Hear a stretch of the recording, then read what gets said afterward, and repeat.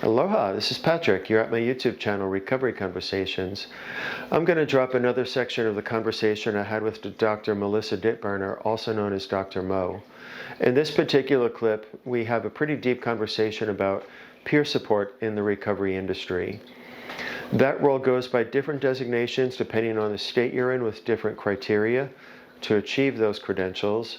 It may be called a recovery coach. It could be called a recovery specialist, a peer specialist, different names in different states.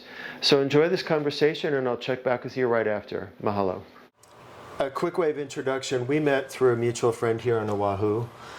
However, when he shared your video with me, your YouTube TED Talk, I'd already seen that before in my exploration of recovery. Awesome. So it was really awesome to meet you. I wanted to start off with a story, which is I lived in a sober house for 14 months, 5 months as a resident, 7 months managing it, whatever the math was, 6 and 7. And I moved out and fell right on my face. You know, I went from 12 people who I all respect, right? We all had a good purpose to work through.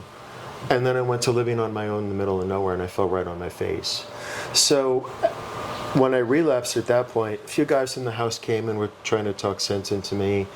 I remember them. They're awesome guys. And on the phone was the guy who owned the rehab and was the CEO of owned the sober house, was the CEO of the rehab I went to. Okay. And he's saying, hey, Patrick, you know, we'll discount another stay in rehab and you can move back into the sober house. And I knew, I was under the influence at that point, but I knew the answer was no. I didn't really vocalize it because I have these authority figures telling me what to do, right? Mm-hmm. But I knew that if I went back into that environment, I wasn't learning how to live on my own 2 feet.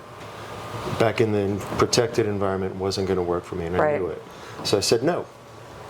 And the owner of the sober house, he's a loving person, but by nature, he comes across as cold and a little insensitive. That's his communication style. And he says, you know, what are you thinking? You know, a guy from the sober house is going to move in with you right when you're relapsed? What I wanted to say was, yeah, it's exactly what I want. But I didn't, because I don't have that position in that conversation, right? So fast forward X many years to right now, I now know that what I needed in that moment is known as a recovery coach, a sober companion, a sober escort, that role. Yep. You know, maybe it didn't exist back then, but that's the exact bridge I needed to get from here to there. Yeah. So I wanted to start off in that capacity, the peer support role. So what's your experience with that? Like, how do you see that playing into the recovery world? Yeah, so I think I'm going to start with how I got into peer support, I think, because I think that's a good transition into it. But really, I was doing research about why inpatient treatment was not working. Mm-hmm. Why are the numbers so terrible for people that actually stay healthy after they get out of some sort of inpatient? And I was finding that there's gaps in care, which we know, right? And one of the gaps in the care that I found was support of people just like us, supporting each other, right? And then I was like, wait, let's dig a little further. And I found peer supports, as you were talking about. And I realized, well, cool, I'm in recovery, so I can become one. So I became a peer support, and then I started seeing what peer supports could really do. Mm-hmm. And I was like, oh, this is actually what I had in my life, but I didn't know it, and this is the reason that I was able to stay in recovery. And so I had a huge support system. Lucky for me, I played roller derby, and I was on a roller derby team, and everyone supported me. And it wasn't just my own team, it was the neighboring cities, teams that we played, teams from other countries. Everybody was like, yes, she's doing this thing and we're going to support her. We're just like this gigantic family. Mm. But there was no judgment. There was no, demeaning at whether I did things a certain way or didn't do things a certain way. It was just like they were just happy that I was taking the sober path. And I had people reach out to me and say, hey, if you could do it, I thought I'd do it too. And now I'm blah, blah, blah days in recovery as well. And so I saw that support of others and what it looked like, and I wanted to be part of it. I knew I was in a place where I was feeling good in my own recovery and that I could really start giving back at a huge level. And because I had my PhD, I knew I could utilize that title in order to get myself into places to make sure peer supports were in the places that I had researched where they weren't. And so I see having somebody with lived experience that's been there, done that, to really be, the conduit to getting to the next place.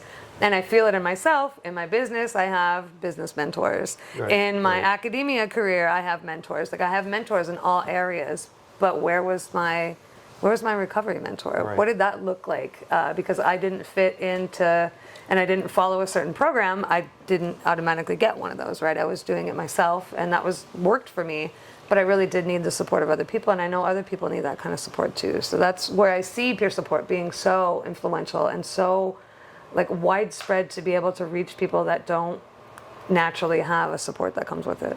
So it's interesting. One of the things I heard in that conversation was, you're not. I'm not going to say on both sides of the table, but you have both roles, right? You have the professional credentials, right? A master's and a PhD. You also have the peer role. So as the person, when I was going through my struggles, if I was if I was talking to a therapist who was not in recovery themselves, I'm like, yeah, like I discounted what they were trying to tell me. Yep.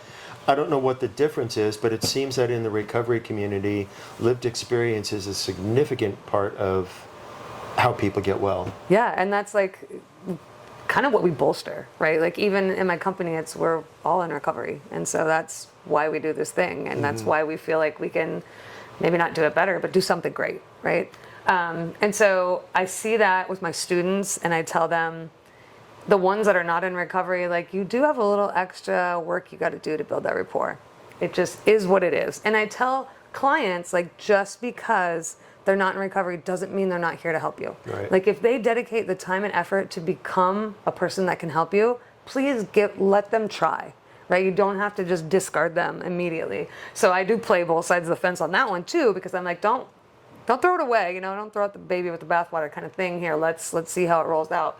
But for me, rapport is so much easier. Yeah. When I work with on-house population, it's very much like, okay, I've been there. They may be like at first they're like, whatever, lady, and then I'm like, hey man, I've been there, and they're like, all right, you do give a shit, and that's a tool that we get to use because of the experience that we had, and it does help us get in there. And I feel like even more when we dwindle it down, if we have the same like experiences, if it's alcohol and alcohol, like we can go even further.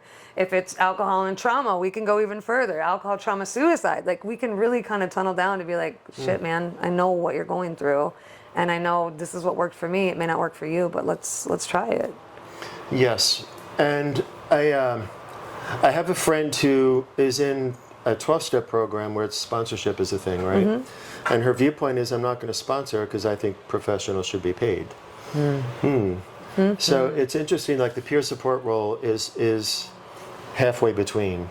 You've got some education, Yep. a little bit about therapeutic techniques. You've been in that role, the hot seat, you know what it's like to be the addict, but you're also trained enough to be a cut above a friend that's genuinely interested. Absolutely. And I think that's what I've been telling people too. Like, this isn't a volunteer position. I don't want you to be a peer as a volunteer. If you go out and get education, if you work and you're doing a job, you should get paid for that. And it does allow them to know, when do you stop with your story? Right? And sometimes in programs, it's, your story, and that's kind of how you lead, and that's what goes. It's not about you, right? Like, you can use those tidbits and use your story for rapport building, but not any more than that. And then, how are you a good mentor? Where are those resources? What does it look like? How do you keep your biases out of there? If you think something worked for you, fabulous. You can offer that, but then that's it. If they don't follow it or they don't want to go to it, then you don't, right? So having all those different components and all the different core, competencies of a peer is what really sets them apart and allows them to do the hard work and to do the good work. When I lived in New Hampshire, I tried to pursue a peer support role under the state's guidelines. And one of the most eye-opening things about going into that was exactly that. Like, you can't come to this with one solution, and you have to be willing to put your personal beliefs aside to support whatever's going to work. Right. Tying that right into MAT, like that came up in my peer support training. Yeah. And I'm 100% on board with it, but a lot of people aren't. Yeah. But in those roles, you have to put your personal bias aside.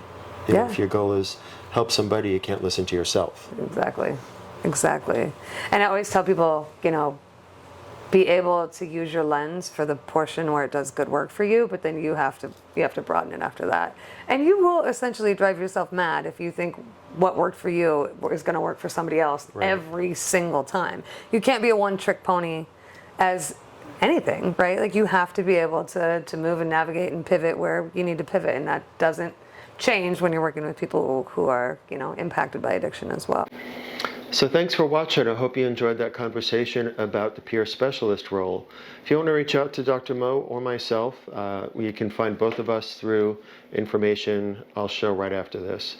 Thanks for being here, and as always, if you got well outside of traditional 12-step programs, I want to know your story if you're willing to share it. Thanks again, and mahalo.